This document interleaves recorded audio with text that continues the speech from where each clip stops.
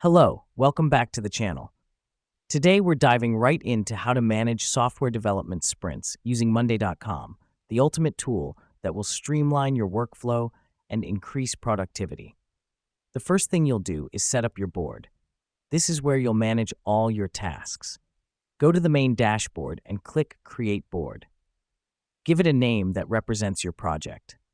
The reason we do this is because a board will serve as your central hub, keeping everything organized and easily accessible.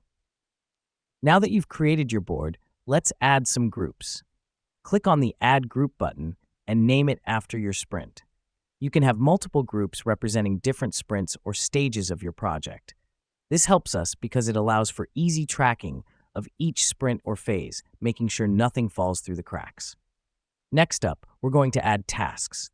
Click on Add Item within your group and write down your tasks. Be sure to assign each task to a team member and add due dates to keep track of progress. The reason we do this is to ensure everyone knows their responsibilities and deadlines, promoting accountability and efficiency. Once you've added your tasks, it's time to monitor progress. Alongside each task, you'll see a status column. Team members can update their progress here.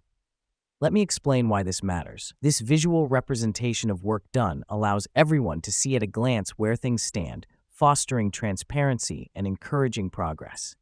Finally, use the timeline or Gantt view to see the larger picture. This helps us because it provides a bird's-eye view of the entire sprint, helping identify bottlenecks or overlaps and adjust accordingly. And there you have it. With these steps, you're well on your way to efficiently managing your software development sprints in Monday.com. Remember, the key is to keep everything organized and transparent, and Monday.com makes it easy. Thanks for joining us today, and happy sprint planning.